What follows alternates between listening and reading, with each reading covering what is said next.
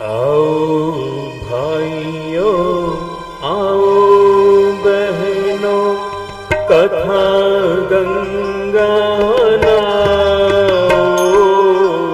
आओ भाइयों, आओ बहनों, कथा गंगा नाओ। आओ भाइयों, आओ बहनों, कथा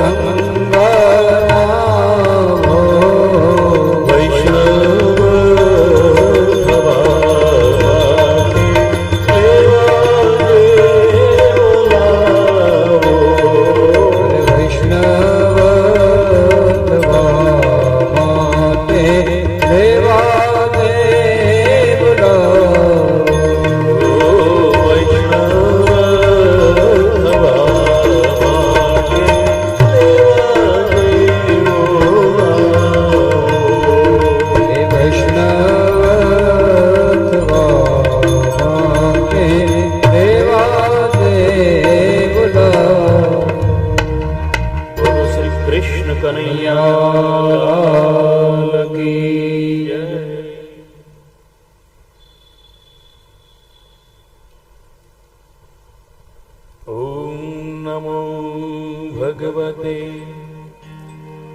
વાસુદેવાય.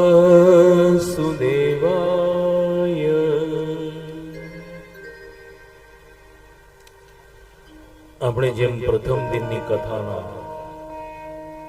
પ્રારંભે એક મહત્વની વાત કરી કે આવા શ્રીમદ ભાગવત સપ્તાહ જ્ઞાનયજ્ઞ રૂપી મહાન ભગવત કર્મને કરવા માટેના 3 પગથિયા કયા, કઈ 3 બાબતો એમાં મહત્વની છે, કઈ 3 બાબતો હોય તો આ કથા કરાવી શકીએ. તેમાં સૌથી પહેલું મનુષ્યની ઈચ્છા.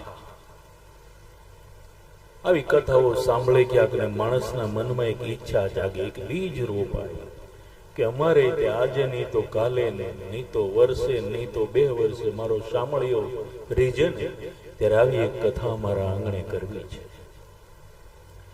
તો એને બીજ રોપાયું કહેવાય. એવો ભાવ જાગવો, અને એ પણ એમની કૃપા હોય તો જ જાગે. અને બીજ રોપાયા પછી એને માટે યત્ન કરવો પડે, બીજનો ઉછેર કરવો પડે, એને માટે ઘણી બધી મહેનત કરવી પડે. અને 2 હોવા ઉપરાંત પરમેશ્વરની કૃપા પાયાનો 3જો પથ્થર જો ઉમેરા, આવી ભાગવત કથા રૂપી ઇમારત સંભવી શકે. માણસ ના 2 પાસા છે, એક ઈચ્છા અને મહેનત.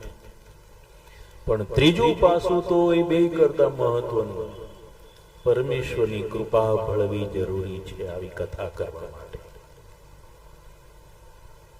અને આપણે ત્યાં એવું જ બન્યું કે આપણી કથાના યજમાન પરિવાર એવા સ્વર્ગસ્થ ઈશ્વરભાઈ દેસાઈભાઈ પટેલ પરિવાર અને એમના સુપુત્રો શ્રી રજનીભાઈ, શ્રી બિપિનચંદ્ર, શ્રી પ્રમોદભાઈ, શ્રી રાજેશભાઈ અને એમના કુલદીપકો જયેશભાઈ, મિતેશભાઈ, દ્વિપેનભાઈ અને મુખિલભાઈ અને પરિવારની માતાઓ, બહેનો, એ બધાના હૃદયમાં અગાઉ આ બીજ રોપાયું કે અમારે પણ આ ભગવત કર્મ કરવું છે. અને એ પછી એમણે મહેનત કરી. એમણે મુહૂર્ત નક્કી કર્યું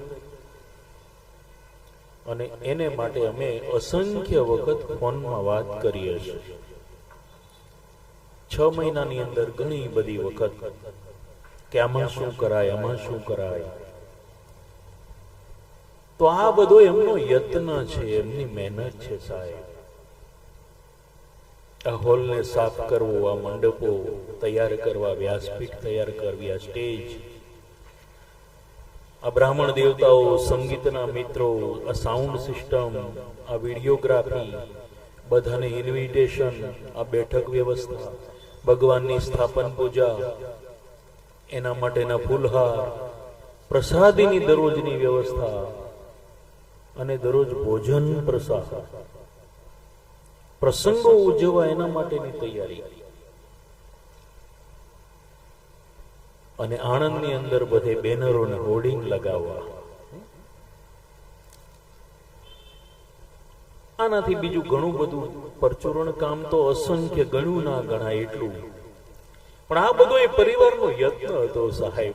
અને એ યત્ન ઉપર ઈશ્વરે ખરેખર કૃપા જ્યારે કરી દીધી ને, ત્યારે એ પરિવારના કૃત સંકલ્પ થકી આપણે બધા આજે ભાગવતજીના આશ્રય બેઠા, ભાગવતજીના છાંયડે બેઠા, ભાગવતજીના ખોળામાં બેઠા 7 દિવસથી. અને ખબર ન પડીને 7મો દિવસ આવી ગયો સાહેબ.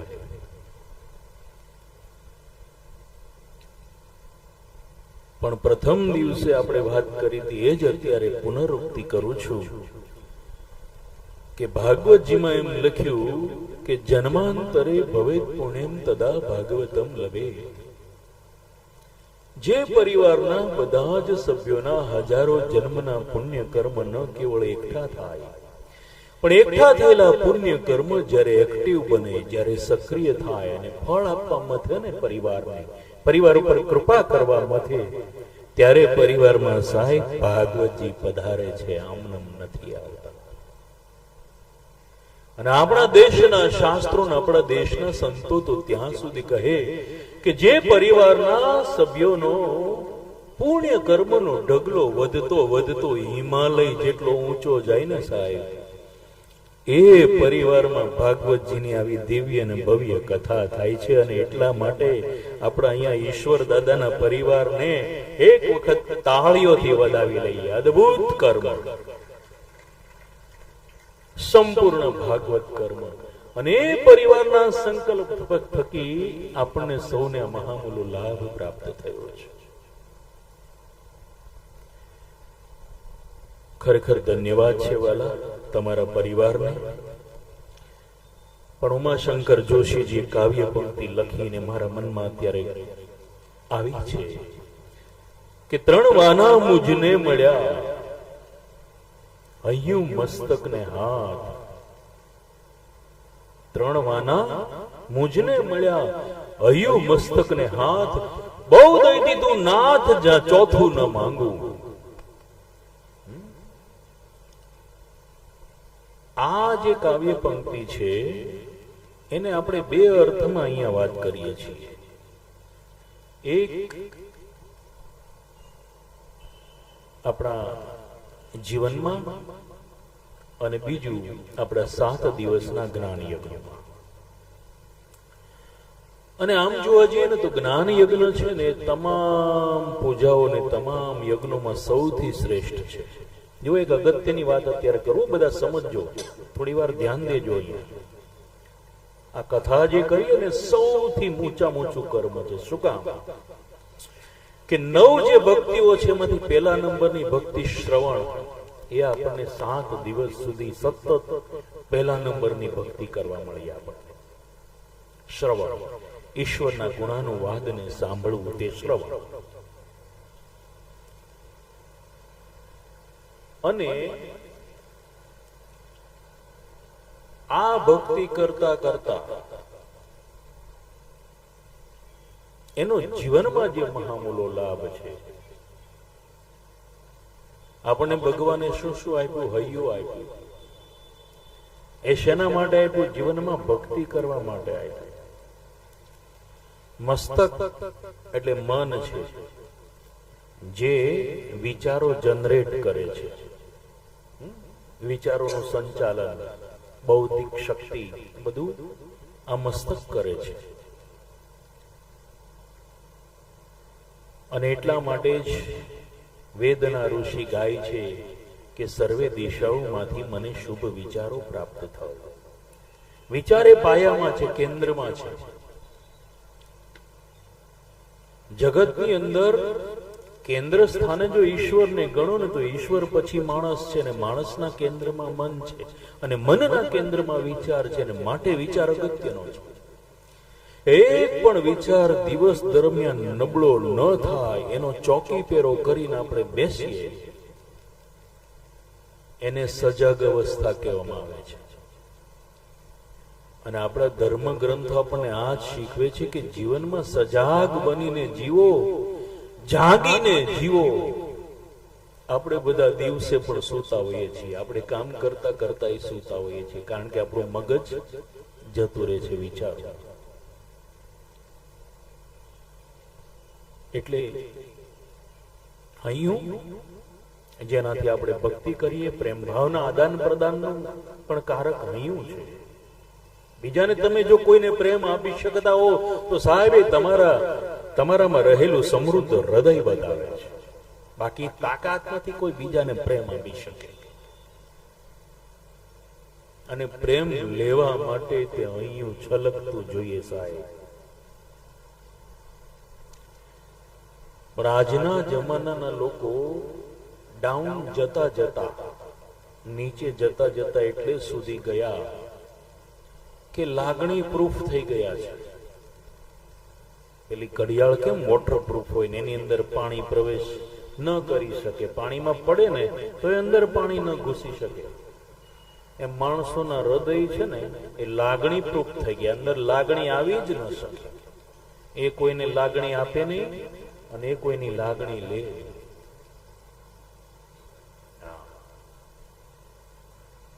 એટલે હૈયું મસ્તક શુદ્ધ વિચારો અને અહીંયા ભક્તિ સબર ને પ્રેમ સબર હૈયું. અને હાથ, હૈયું મસ્તક ને હાથ, હાથ શેના માટે છે? કર્મનું પ્રતીક છે, કામ કરવા માટે. તો અહીંયા આપણી કથા માટે એ જ લાગુ પડે છે કે બહુ દઈ દીધું નાથ, જા ચોથું ન માંગવું. ભગવાને જે હૈયું આપ્યું ને એનો જો અહીંયા બરાબર ઉપયોગ કર્યો હશે તો આપણી અંદરની ભક્તિ જાગૃત થઈ ઉઠી હોય. ભક્તિને જગાડવી પડે છે. મસ્તક એટલે આંખોથી તમે અહીંયા ભગવાનનું દર્શન કરો છો. મસ્તકમાં બધું આવે, આંખોથી ભગવાનનું દર્શન કરો છો. કાન તો સૌથી મુખ્ય છે, પહેલા નંબરની શ્રવણ ભક્તિ માટે. એમાં કહેવાય કે મમ કર્ણ રસાયનમ, મારા કાનની અંદર એવું રસાયણ આપો, એવી દવા આપો જે મારા ભવ રોગને દૂર કરી દે. આપણે બધા ભવ રોગથી પીડિત છીએ અને એને માટે ભવ ઔષધિ, રામ નામ ને કૃષ્ણ નામ, એની ઔષધિ ભવ ઔષધિ છે. પણ પીબત ભાગવત રસમાલય, એ વ્યાખ્યા કરતા એમ જણાય કે આ ઔષધિ એવી છે જે પીવાનું કહે છે પણ કાનમાં રેડવાની ઔષધિ છે. કાનથી પીવાની દવા છે સાહેબા, મોઢાથી પીવાની નહીં. અને કાનમાં રેડાયેલી આ દવા, આ રસાયણ ક્યાં અસર કરે છે? સીધું આપણા હૃદય અને મન ઉપર ઘા કરે છે. અને એટલે બહુ કિંમતી ઔષધિ છે. 3 વાના મુજને મળ્યા, હૈયું મસ્તક ને હાથ, બહુ દઈ દીધો એ નાથ, જા ચોથું ન માંગુ. ઉમાશંકર જોશીની પંક્તિ છે, અદ્ભુત છે. પણ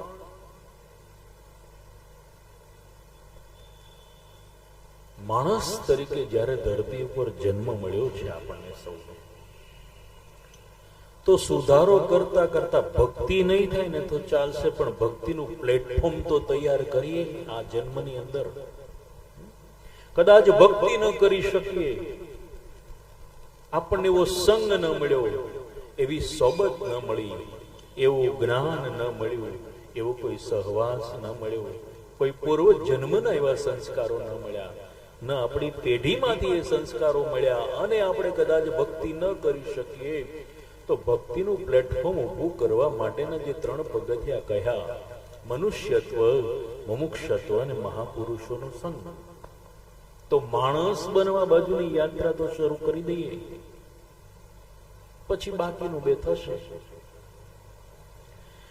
એટલે માણસ તરીકે આ ધરતી ઉપર જ્યારે જન્મ મળ્યો છે ને, તો આપણી અંદર 3 પ્રકારના બીજ રહેલા છે. એક દેવતાઓનું બીજ છે અંદર, બીજું માણસનું બીજ છે આપણી અંદર, અને ત્રીજું દાનવનું એટલે કે રાક્ષસનું બીજ પણ આપણી અંદર છે. હવે જે બીજને આપણે પોષીએ એ ઉગે, એ ફૂલે ફાલે, એ સમૃદ્ધ થાય, એ લીલુંછમ થાય. તો જો માણસના બીજને આપણે પોષીએ તો આપણે માણસ બનીએ. ધીમે ધીમે આખી જિંદગી ચાલતી પ્રક્રિયા છે. પણ જો દેવના બીજને પોષીએ તો આપણે દેવ બની જઈ શકીએ. એટલી ઊંચી ક્ષમતા ઈશ્વરે આપણને આ દેહની અંદર આપેલી છે. અને જો આપણે એ રાક્ષસ બીજ, એ દાનવ બીજને પોષીએ તો આપણે નીચે જતા જઈએ. આજના લોકો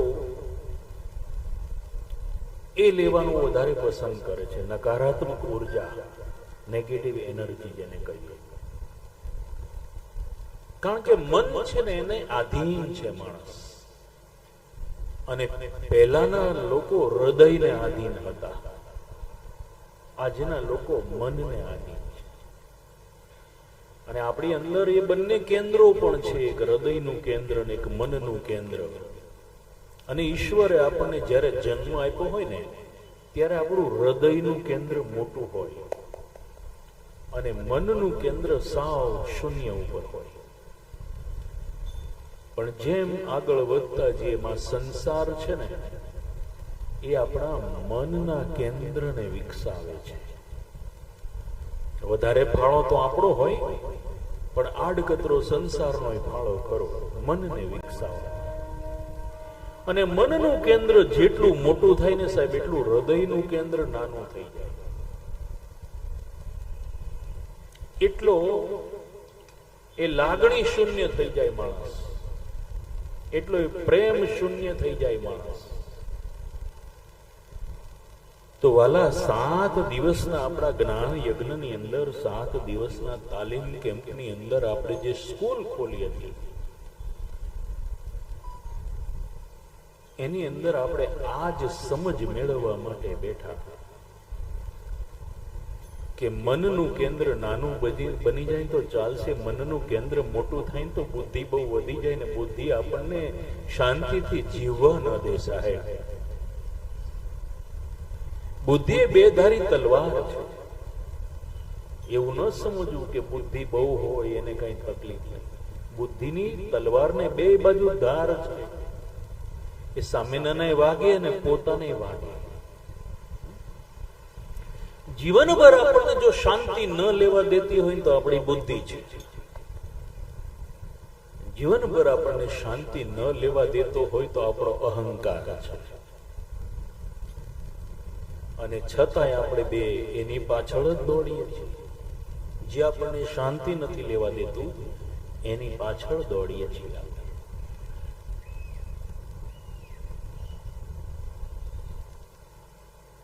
એટલે બહુ બુદ્ધિવાદી બની જવા કરતા થોડાક ભોટ રહેવું સારું, થોડાક ભોળા રહેવું સારું. અને જો ઈગો, અહંકાર ઓછો હશે ને, અભિમાન ઓછું હશે ને, તો જીવનની ચોંટ તમને બહુ અસર નહીં કરી શકે સાહેબ. કોઈએ તમારી નિંદા કરી તો જો તમારામાં અભિમાન હોય ને તો એ નિંદા તમારા મગજમાંથી જશે જ નહીં. કારણ કે આપણો અહંકાર મોટો છે, એ પકડી રાખે છે કે મારી નિંદા થાય જ કે મારું બોલ્યો જ કે. અહંકાર માણસને જિદ્દી બનાવે છે અને જિદ્દી મન એ માણસને શાંતિ લેવા દેતું નથી. તો આ પાઠ આપણે જીવનના ભણવા માટે, આજનો માણસ છે ને સુખી થવા માટે દોડી રહ્યો છે, પણ ખરેખર તો સંતોષ જો જીવનમાં ન હોય તો સુખના સાધનો મેળવવા જતા જ આજનો માણસ દુઃખી થાય છે. આપણી દોડ શેની છે? સુખ મેળવવાની. અને આપણને દુઃખ ક્યાંથી પ્રાપ્ત થાય છે? એમાંથી જ. દોડને કારણે જ દુઃખ મળે છે.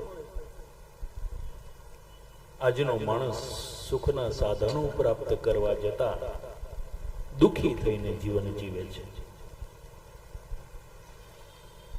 પણ જીવનમાં જો સંતોષ આવી જાય ને એક વખત, પરમ ધન સંતોષ, અને મફતનો છે સંતોષ, વેચાતો નથી લેવો પડતો આપણે. બસ મનથી એને સર્જન કરવાનું હોય છે સંતોષ. અને સંતોષ આવી જાય ને તો એમ થાય કે ના ના, ઈશ્વરે જે આપ્યું છે ને બરાબર છે, મને મારી લાયકાત કરતાંય વધારે આપ્યું છે ઈશ્વરે. 3 વાના મુજને મળ્યા હૈયું મસ્તકને હાથ, બહુ દઈ દીધું નાથ તે જા ચોથું ન માંગું.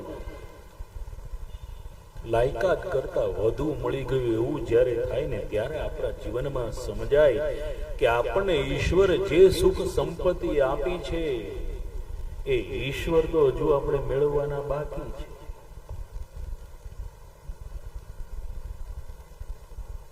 જીવનમાં ગમે એટલો માણસ આર્થિક રીતે આગળ વધી જાય, ગાડી બંગલાઓ હોય, પોતાની ફેક્ટરીઓ હોય, મિલ માલિક હોય, એફડીઓ હોય બેંકમાં, વિદેશો સુધી ધંધા વિસ્તરેલા હોય, પણ શાંતિ, આનંદ, ભોજન પચવું, ઊંઘ, એ બધું ક્યાંથી લાવશો? એ વેચાતું નથી મળતું. પેલા તો શાંતિ સૌથી મહત્વની છે. તો એ શાંતિ આપણને મળે છે ઈશ્વરના ચરણમાં. કારણ કે ભગવાન બધું વેચતા હતા ને ત્યારે શાંતિ નીચે પડી ગઈ, તો ઈશ્વરે પગ મૂકી અને એને દબાવી રાખી. એટલે કળિયુગનો માણસ શાંતિ શોધવા જાય પણ બીજે ફાંફા મારે. છે ક્યાં શાંતિ? ઈશ્વરના ચરણમાં દબાયેલી પડી છે. તો શાંતિ જોતી હોય તો ત્યાં જવું પડશે. જીવનના આનંદ અને સુખને જો મહેસૂસ કરવું હોય તો આવા ગ્રંથોના શરણે જવું પડશે. શ્રીમદ ભાગવત જેવા ગ્રંથ, એ સંહિતા, એ શાસ્ત્ર કે જેની અંદર સ્વયં જગતનો નાથ સમાયો હોય, ઈશ્વરનું વાંગમય મૂર્તિ હોય, એવા ગ્રંથોના શરણે જવું પડશે. આપણા વિદ્વાન પુરુષોના શરણે જવું પડશે, વિદ્વાન બ્રાહ્મણોના શરણે જવું પડશે, સાધુ સંતોના શરણે જવું પડશે, સમાજના સજ્જનોનો સંગ કરવો પડશે. પણ આ વાત તો પૂરી થાય એવી જ નથી. પણ આપણી પાસે વિરામ માટેનો આજે 7મો દિવસ હોવાથી ફરી કથાના પ્રવાહને આપણે સાંભળીએ, ફરી કથાનું દર્શન આપણે કરીએ. તો ભગવાન રૂકમિણીજીનું હરણ કરી અને દ્વારિકામાં આવ્યા, અને દ્વારિકાના લોકોએ રંગે ચંગે તોરણો બાંધ્યા, ધજા પતાકાઓ લગાવી, સુંદર શણગાર પોતાના દેહને કર્યો, મંડપો બાંધ્યા છે, 56 ભોગ તૈયાર કરાવ્યા છે, અને વેદના જાણકાર બ્રાહ્મણ દેવતાઓને બોલાવી અને વેદી રચી અને શ્રી કૃષ્ણ ભગવાન અને રૂકમિણીજીના દિવ્ય અને ભવ્ય લગ્ન થયા. અને લગ્નને આપણે બધાએ ગઈકાલે સાંજે રંગે ચંગે માણ્યા. તમે વિચાર કરો કે આપણા સૌના કેટલા સદભાગ્ય જે કાલે સાંજે અહીંયા હતા હાજર, કે જગતનો નાથ અને જગતની માં જગદંબા એમના લગ્નમાં સંમિલિત થવાનું સદભાગ્ય, એમના લગ્નના ભવ્ય જલસાની અંદર સાક્ષી હોવાનું સદભાગ્ય. ભવ્ય અને દિવ્ય લગ્ન થયા ભગવાનના. એ અનુભૂતિને અહેસાસ જો ભક્ત હૃદય હોય તો જિંદગી ભર આપણને સ્મૃતિ રૂપે સચવાઈ રહે છે. પણ ભગવાન શ્રી કૃષ્ણએ રૂકમિણી દેવીનું પાણી ગ્રહણ કર્યું, અને સમય જતા શ્રી કૃષ્ણ ભગવાનના પટરાણી એવા રૂકમિણી દેવીએ પુત્રને જન્મ આપ્યો.